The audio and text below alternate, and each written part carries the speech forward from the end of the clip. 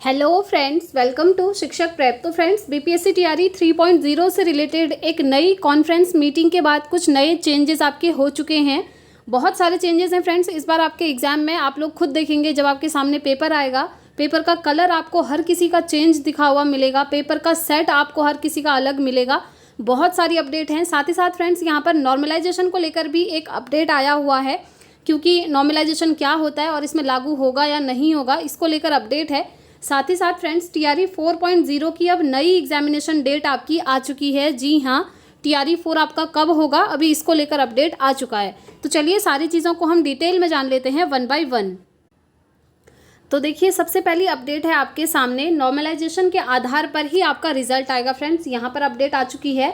तीसरे चरण की शिक्षक नियुक्ति परीक्षा में बदलाव, रिजल्ट नॉर्मलाइजेशन के आधार पर आपका जारी होगा। ठीक है। बीपीएससी शिक्षक भर्ती परीक्षा में प्रश्न पत्रों पर रंगीन कोडिंग होगी, अलग अलग कलर के आपको ये देखने को मिलेंगे। तो चलिए डिटेल में देखते हैं क्या क्या चीज़ें दी हैं। बिहार लोक सेवा आयोग ने तीसरे चरण की शिक्षक नियुक्ति परीक्षा में बड़ा बदलाव किया है। प्रश्न पत्रों से लेकर रिजल्ट की प्रक्रिया में भी इस बार बदलाव दिखेगा। प्रश्न पत्रों के कई सेट तैयार किए गए हैं, ये अलग अलग रंगों के होंगे। प्रश्न पत्रों की कलर कोडिंग की गई है। मंगलवार को कार्यालय कक्ष में आयोजित संवाददाता सम्मेलन में आयोग के अध्यक्ष रवि मनु भाई परमार ने इसकी जानकारी दी। आप जानते हैं, वैसे हर किसी के सेट का हम अलग अलग कैसे करते थे, उसमें सेट लिखे होते थे ना, ABCD। इस बार आपका कलर ही पूरा चेंज होकर के आएगा हर किसी का।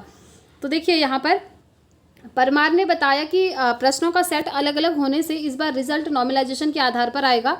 क्योंकि देखिए, नॉर्मलाइजेशन वहाँ पर लागू नहीं होता है जहाँ पर सबके लिए एक जैसा पेपर होता है। जैसे सीटेट का एग्जाम है, वो सभी के लिए एक जैसा होता है। ठीक है, तो उसमें नॉर्मलाइजेशन नहीं होता, लेकिन इसमें नॉर्मलाइजेशन होगा क्योंकि पेपर का सेट हर किसी का अलग अलग रहने वाला है। पहले सभी रिजल्ट का परसेंटाइल निकाला जाएगा, उसके बाद रिजल्ट नॉर्मलाइजेशन के आधार पर जारी किया जाएगा। बताया है कि इस बार प्रश्न पत्र की कोडिंग नंबर से नहीं होगी, बल्कि प्रश्न पत्रों के सेट पर कलर मार्क होगा। ठीक है, आपके सेट पर कलर मार्क किया हुआ होगा।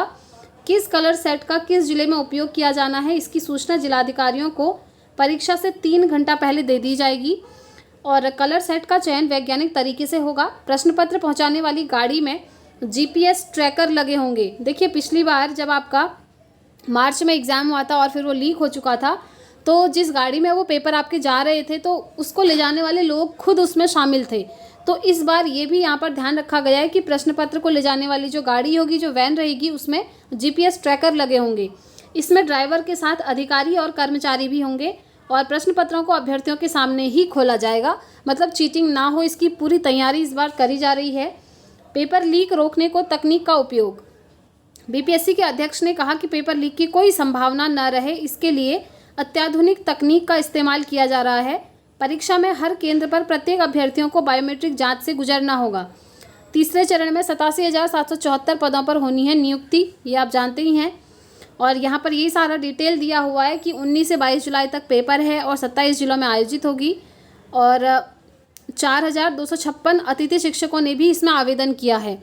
जो गेस्ट टीचर थे ना, उनको अभी वेटेज भी मिला हुआ है 5 नंबर का। अगर 1 साल उन्होंने पढ़ाया है या फिर अगर उन्होंने 5 साल तक पढ़ाया है, तो उनको 25 मार्क्स का वेटेज मिलेगा। ये इन्फॉर्मेशन आई हुई थी। तो ये जो आपका टीआरई 3 है, यहाँ पर कितने अतिथि शिक्षकों ने आवेदन किया है, वो हैं 4,256। देखिए, पटना में 19 जुलाई को 26 केंद्रों पर 14,425 अभ्यर्थियों की परीक्षा होगी। 20 जुलाई को 20 केंद्रों पर 11,559 अभ्यर्थी परीक्षा देंगे। परीक्षा 19, 20, 21 और 22 में होनी है। ठीक है। अब देखिए, नॉर्मलाइजेशन को लेकर क्या कहा है। ये इन्फॉर्मेशन तो आपने देख ली कि नॉर्मलाइजेशन होगा आपका, ये कंफर्म है, क्योंकि मीटिंग के बाद इन्होंने ये डिसीजन ले लिया है। पेपर कितना कठिन था, इसका स्तर नॉर्मलाइजेशन सिस्टम से तय किया जाएगा और अंक निर्धारित किए जाएंगे। उदाहरण के लिए देखिए, आपको समझाया भी है कि नॉर्मलाइजेशन कैसे होगा। परीक्षा के पहले दिन पेपर कठिन आता है तो तय किया जाता है कि यदि कोई 70 नंबर भी ले आया तो उसे 100 नंबर मान लिया जाएगा। वहीं अगर दूसरे दिन पेपर बहुत सरल होता है तो इसका उल्टा कर दिया जाता और 100 नंबर लाने वाले को 70 नंबर मान लिया जाता है। इस प्रक्रिया में औसत निकाला जाता है और जिस दिन के पेपर में सबसे ज़्यादा अंक प्राप्त हुए हैं, उसके हिसाब से कम अंकों वाली शिफ्टों में अंक जोड़ करके बराबरी कर दी जाती है, इक्वल कर दिया जाता है। और इस तरीके से आपका नॉर्मलाइजेशन होगा। और नॉर्मलाइजेशन लागू होने के बाद ही आपका रिजल्ट आएगा, आपकी मेरिट बनेगी। ठीक है, आई होप आप लोग सारी इन्फॉर्मेशन अच्छे से समझ गए होंगे कि पेपर आपका उसी डेट पर होना है, नॉर्मलाइजेशन लगेगा। इस बार आपके प्रश्न पत्र के सेट में अलग अलग कलर मार्क देखने को आपको मिलेंगे, जिससे कि डिफरेंस किया जा सकता है और चीटिंग ना हो इसके लिए पूरी तैयारी चल रही है। आपका बायोमेट्रिक होगा, आपका थंब वहाँ पर लिया जाएगा, मैच नहीं होता है आपका तो आपको एग्ज़ाम नहीं देने दिया जाएगा। आपके पास अपना ID प्रूफ होना चाहिए और साथ ही साथ क्या चीज़ें लेकर जानी है क्या नहीं लेकर जानी है ये मैंने आपको पहले भी बता दिया है एक वीडियो में। अगर आपको डिटेल में जानना है फ्रेंड्स तो उस वीडियो को ज़रूर देख लीजिएगा।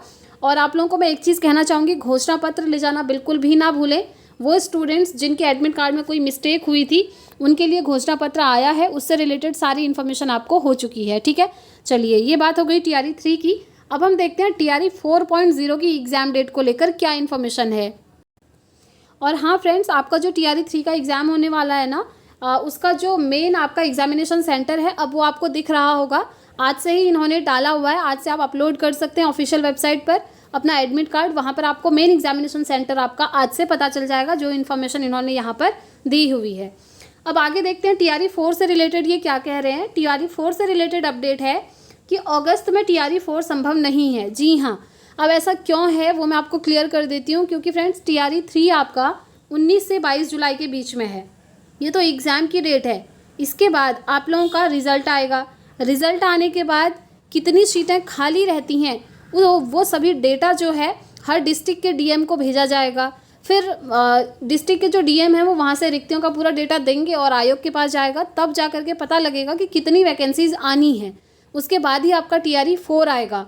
तो TRE 4 आपका कब तक हो सकता है, तो इसको लेकर अपडेट अभी ये है फ्रेंड्स कि TRE 4 जो है ना आपका नवंबर टू दिसंबर में आपका एग्ज़ाम हो जाएगा। यानी कि 2024 के एंड तक TRE 4 का एग्ज़ाम कंफर्म है।